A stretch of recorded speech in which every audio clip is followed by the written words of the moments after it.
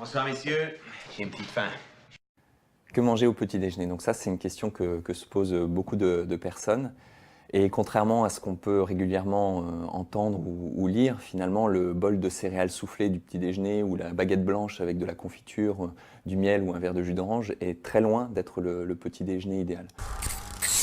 On m'aurait menti depuis le début. C'est pas comme ça qu'on mange, c'est pas comme ça qu'on boit, c'est pas comme Et ça pour qu'on bien vit. comprendre ça, on va venir à une notion assez complexe, mais qu'on va simplifier, à savoir la sécrétion de l'insuline, qui est l'hormone du stockage dans l'organisme, et de la gestion de la glycémie, qui est le taux de sucre dans le sang.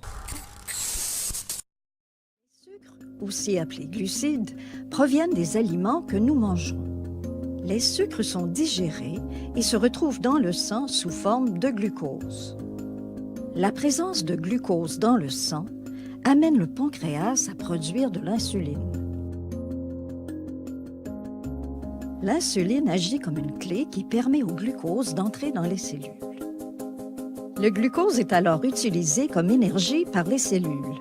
Par exemple, les cellules des muscles. L'insuline permet aussi de mettre en réserve du glucose dans le foie.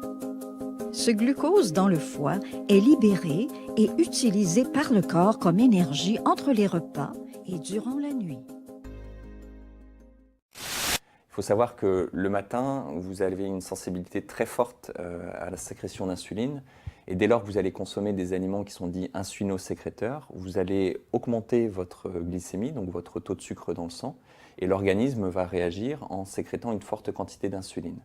Le problème est que lorsque vous avez une forte sécrétion d'insuline, vous pouvez avoir un temps de décalage entre le retour à la normale du taux de sucre dans le sang, donc de la glycémie, et l'action de l'insuline. Ça peut provoquer ce qu'on appelle une hypoglycémie réactionnelle, à savoir que finalement, paradoxalement, vous allez manquer de sucre dans le sang parce que vous avez consommé trop d'aliments insulinosécréteurs, ce qu'on appelle des aliments à fort index glycémique.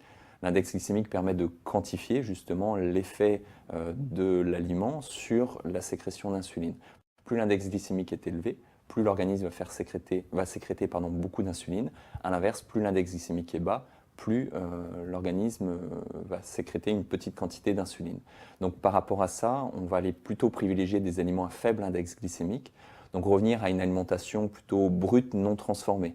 Donc si vous avez l'habitude de consommer des céréales, plutôt aller vers du muesli traditionnel, sans sucre ajouté, auquel on peut tout à fait rajouter des morceaux de fruits frais, des oléagineux, les noisettes, les amandes, mais vraiment éviter ces céréales du petit déjeuner.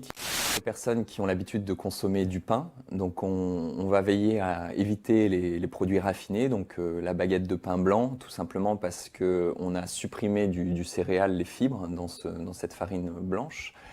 Or, les fibres sont à l'origine d'une réduction de l'index glycémique de l'ensemble du repas. Donc on ira plutôt privilégier du pain complet, du pain aux céréales, du pain de seigle, du pain au levain, mais éviter vraiment cette baguette de pain blanc qui possède un index glycémique extrêmement élevé, au même titre que les céréales soufflées. Si on compare cet index glycémique par rapport à du sucre de table, ce qu'on appelle le saccharose, qui est le morceau de sucre que dans le café le matin, finalement cet index glycémique est aussi, voire plus élevé. Donc au final, on pense consommer des sucres lents, mais d'un point de vue physiologique, on va sécréter autant, voire plus d'insuline qu'on ne le ferait avec une consommation de sucre pur. De la même façon, on a l'habitude de consommer un verre de jus d'orange en ayant bonne conscience, en se disant ce verre de jus d'orange va m'apporter des vitamines, des fibres. Malheureusement, dans le jus d'orange, vous n'avez que le sucre du fruit, éventuellement quelques vitamines. Mais ce qui va être intéressant dans le fruit entier, ce sont justement ces fibres, au même titre que le pain complet ou le pain aux céréales, qui vont permettre de réduire l'index glycémique du repas. Mais ce qui va être intéressant dans le fruit entier, ce sont justement ces fibres, au même titre que le pain complet ou le pain aux céréales, qui vont permettre de réduire l'index glycémique du repas.